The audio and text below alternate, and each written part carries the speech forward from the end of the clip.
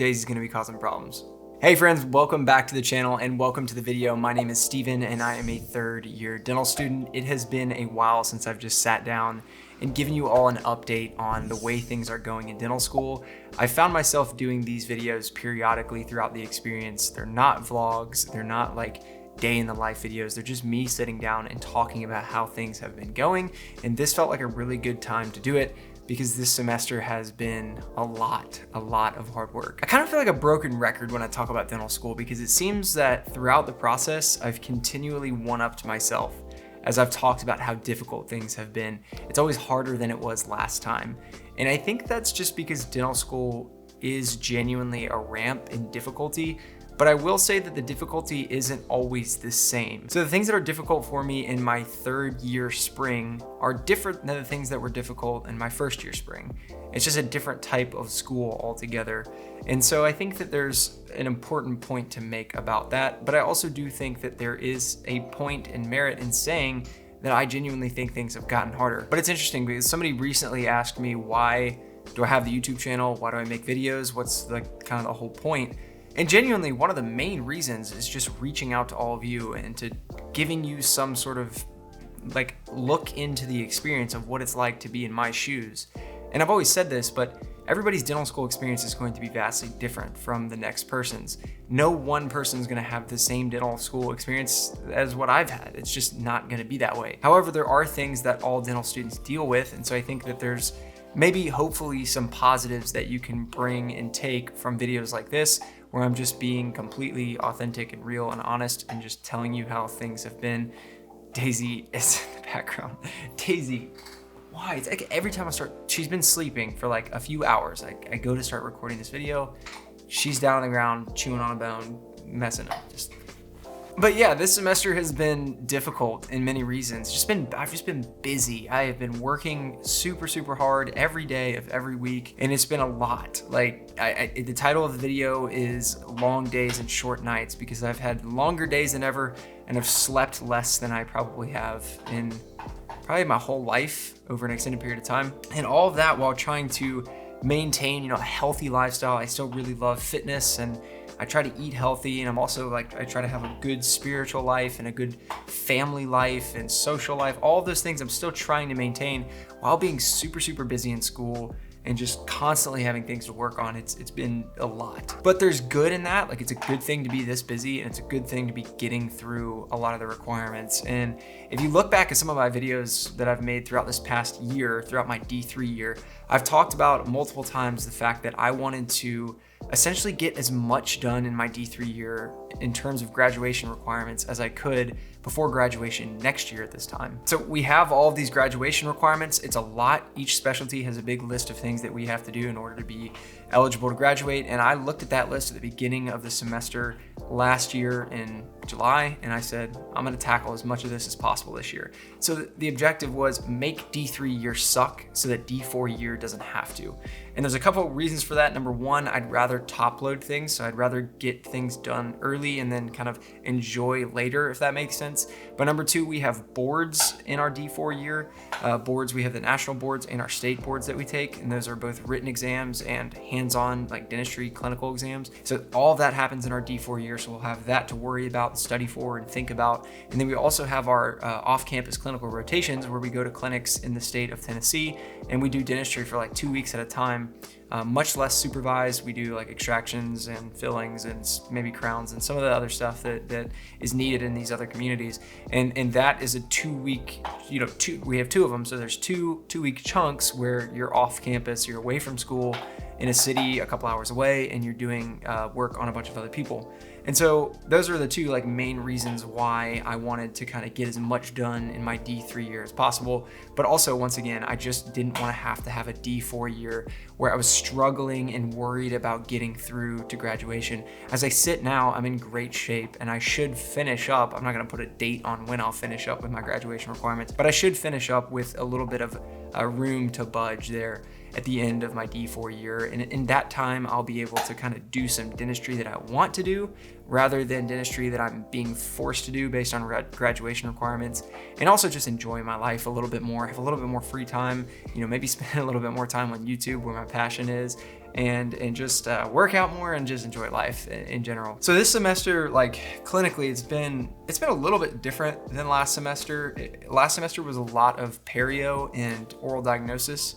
So perio is really, it's how do I put this? Perio can be difficult to get through because it's kind of feels at times like a roadblock. It is extremely important. It's very important that our patients are healthy, that their bone and gingival statuses are healthy. Like that's really, really important, especially if we go in, we're placing these expensive complex restorations. You want to make sure that you're building them on a foundation of stone rather than a foundation of sand. And so perio is very important, but at times it feels a little bit tedious because it's kind of like you're doing cleanings and all this stuff. And last semester I did a ton of that, and it felt like, man, I didn't come to dental school to be a hygienist in a sense. There's a very real feeling in that, and it's okay to have. It's true. We went to dental school to place crowns and do extractions and make dentures and do all these other things, not to clean teeth. And so there's frustration there. It's natural, it's normal. Everybody kind of feels that. So I did a lot of that. I also did a lot of oral diagnosis and treatment planning. That's getting new patients in and figuring out what they have, what they need, and then just like getting a plan together. And that's a lot of appointments where you're not necessarily getting anything done towards graduation directly, like you're not delivering units of crown and bridge or getting operative experiences under your plate or under your belt or taking out teeth. That you're not doing those things necessarily, but you are building kind of your portal of patients so that eventually you will be able to get around to the good stuff. I did a ton of that last semester, and that was a little bit lower stress. Like it was high stress in the sense that a lot of it was new to me, just being in the clinic in general, but like it was lower stress because the ramifications weren't as great. This semester has been the fruits of the labor of last semester. So I've done a ton of operative, a ton of fixed, like I've done a bunch of crowns. I've gotten into removable as of late, which I'll talk about in a second. And I've just done more of everything, more peds, more extractions, like all of these things have just ramped up greatly. And that's great. Like when the appointments go well, it's awesome. It's fantastic to deliver successfully a couple units of crown and bridge, or get through a removable appointment really successfully and really well and nothing goes wrong. That's awesome. But when things don't go wrong, which they often do, at least for me, it's frustrating, it's hard, it's difficult, it's disheartening at times. So that's kind of what I've been experiencing just this whole semester in general. I mentioned a second ago that removable has amped up a bunch. If you don't know what removable is, it's dentures. So partial dentures and complete dentures. The thing about removable is every removable procedure, it requires multiple appointments. If you're gonna do a filling, that's one appointment. If you're gonna make a denture, it's like 7 appointments or something crazy. And not only that, there's a bunch of lab work that goes into it on the outside of the denture, like the appointments themselves. And so it's a ton of time, it's a ton of commitment, and you have to do all of this work kind of on the outside of your other clinic time and your schoolwork and everything else that may be going on in your life. So removable is the biggest chunk, it seems, in dental school. And I told myself before this year that I wanted to get as much of it done as possible as a D3.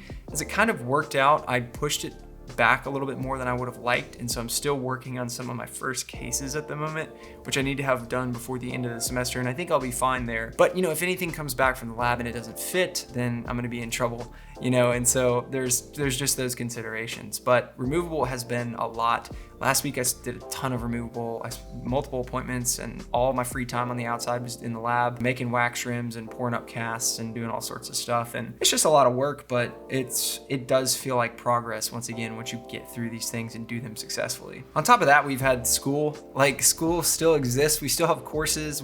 It seems like we have more lecture than we used to. I don't know if that's just because I'm busy in clinic, but we do have lectures still. We have tests. We're still taking oral pathology, and at the end of this year, we will have a cumulative pathology exam, which covers the entire 3rd year of dental school and all of the oral pathology we've learned, and that's gonna be insane, and I might die taking that. But we have that. We have a bunch of other courses. We still have new courses starting up.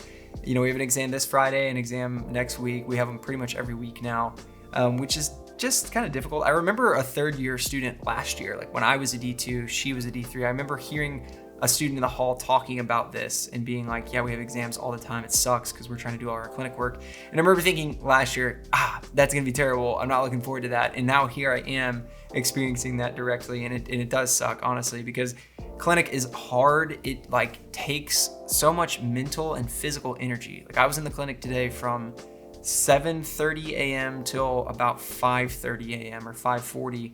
And I did get a little lunch break, but generally speaking, it's all day. And it's physically grueling, like you're in appointments, physically like engaged in doing things for hours at a time. It's also mentally grueling, like you're constantly under pressure, you're under the clock, you're trying to do things right and things that you haven't done before very much and don't have a whole lot of experience with. It's just difficult, man. So you have all of this and then you get home at the end of the day and you have to study. And it's like, I just wish I could, relax and enjoy my life on the outside of clinic, because it's a full-time job. You're working the same hours as somebody who has a full-time job in the clinic, and then you go home at night and you take night courses. And imagine if you had children and a family and you had to, make dinner for your kids and spend time with your wife and all of these things. Like, I live alone here with Daisy and I can barely make it through, it seems. So that's not to say that if you have kids and a wife or a husband, you shouldn't go to dental school, because that's not the case at all. There are people in my class that do it, and honestly, props to you. You guys are amazing. They get through it. They're doing just as well as I am, if not better. So, to each their own, but it's difficult. It really is. I've been frustrated lately because some things have gone wrong. Like I've messed things up. And I was talking to my dad on the phone recently. My dad's a dentist, if you don't know, and he was just telling me like, hey, you're doing these things for the first or second time ever. Like, it takes 50 to 100 times to start feeling comfortable with something like cementing a crown or something like that. And you're expected to do it perfectly on the first or second try. It's just not gonna happen. And I've had the natural thing of like, am I not good at some of this stuff? Like, am I just genuinely not as gifted or talented? And I actually, upon reflection, I don't think that's the case at all. I do think that I'm actually pretty good at the dentistry. Like, I think I do well for myself. But a lot of it's just brand new. Like, there's a lot of tips and tricks about dentistry that you have to learn over time. I said this back in the day when I was talking about cutting cavity preparations. Of course, those things still apply today, because now it's cutting cavity preps in a real patient's mouth, and there's other factors that you have to think about. But everything just comes with time and experience. And so often I have to remind myself of my own advice of like, don't freak out and get super down on yourself if something doesn't go right, because you're literally doing it for the second time ever. And so just kind of take a step back, realize that it's not your fault. Like, you did the best you could, and hopefully your patient handled it well, and you could just try again and try to do better. That's why we're in school. So honestly, I think that's something that's very important. I'd like to expand on that in future videos and talk more about that concept of just like failure. I know I've talked about it in the past, but it really is something that's important to know. I don't know how people these days tend to talk about dental school and their experiences and stuff, but I do get the sense that a lot of people present the best aspects of what they do in dental school or in their careers in general. So people like you who might be looking at the profession from the outside in, you might be thinking, I have to be perfect. I have to be the smartest person in the room, the most physically gifted in order to do this. And that's just not the case. Like, it really isn't. Everybody that goes through this process, if you're accepted, I always say this, if you're accepted, you have the capabilities of doing it. It's just going to require from you a particular amount of time, effort, and like practice. And everybody's particular amount is a little different, of course, because everybody's gifted in different ways. But you're gonna get there. It just takes time. And so what you have to do is give yourself the grace of being able to say, I'm not the best at this right now. And of course I have patience now, so the stakes are higher, but at the end of the day, I'm still a student. I'm not a doctor yet. I don't have the expectations of this is my dental practice, and the work that walks out this door is a reflection on me solely and no one else. The work that I do at the dental school is a reflection on me and all the doctors that I work with, because they're helping me each step of the way. So there's a great deal of comfort in that, just knowing that you're not the only one who's responsible. In a year, I will be, so that's a little terrifying, but it's something that you have to learn about dental school, and it is a nice aspect of this very difficult topic. I don't know, I really, with the channel, I've always wanted to peel back the layers a little bit and try to give you some reality of dental school, because I know a lot of people kind of fantasize about it in a sense. Like, you really want to go to dental school, you really want to do this thing, it's super important to you, and I get that because I was there for a long time in my life. But I hope that in my videos, you kind of see that there are some really difficult things, but they're not insurmountable. Like, they exist, they're real, and you should know about them so that when you yourself confront them, you're able to, like me, get to that point where you say, you know what, it's not the end of the world, I'm gonna make it. And that's the message for this video. Things have been difficult, but they've been good. Like, I've been getting through a ton of stuff. I've been getting a bunch of stuff done. Just today, me and my clinic partner Smith did a pretty successful rest seat / master impressions appointment for both of our RPDs that we're doing. You know, things happen successfully and well. I did an endo post and core as well today on a sim. That was good. So things happen that are bad, things happen that are good. Ultimately, it's just about taking it one day at a time. That's the best advice that I could give anybody who's in dental school and who's trying to make it. Is just like, don't tackle the full month or don't tackle the full semester or the full month or the full week. Just take it one day at a time. I want to make some more vlogs. I've been really enjoying doing that lately. I haven't had the time to do it like I would like to. I'd love to film every week, and people always suggest, hey, you should do one of these every week. It takes so much time, and I have so little of that, as I kind of described earlier. But I do think in the future I will be filming a lot more vlogs, especially maybe as a D4 when I have more time. I think that'll be a good time to kind of expand upon the vlogs. But those are really fun. Like I don't want my vlogs to just be this really like buttoned up dentistry, like dental student have to be like the best, you know, whatever in dental school. I want them to just be like fun and sort of my life. And I think if you saw the most recent one, Lane and I had a big workout and we went in there, I made this serious montage thing. Just like, but ultimately it's fun. It's just like trying to show you kind of like the day in the life of a normal guy, like not a special guy in any way, in dental school, making it through and just trying to enjoy things and show you what it's like. But yeah, that's really my kind of update for dental school as of late. Honestly, like I said, things have been good. Things have been just going well, full steam ahead. We have like a month and like a week roughly left, or a month and 2 weeks left of this semester, which is insane. I feel like I've only posted like 4 or 5 videos this semester. In the past, I was posting once a week. And so you can tell that things have been busy. As I always say, time flies. It literally, you skyrocket through time. The older you get, the faster it goes. Yeah, I mean, we're almost there. And I was thinking about it the other day. We're gonna be D4s in like 2 months, which is insane to me. Like, gosh, I still remember being a D1 and just starting out with all of this and thinking this is gonna be a long 4 years. It has been a long 4 years, but it's also been super short. So that's weird. It's not something that I can put into words, but it's something that you will understand when you get into my shoes. So that's really all I have for you today in this update. I'm so blessed by all of you. The channel is, 12.2 thousand people that have subscribed to this channel is absolutely insane to me.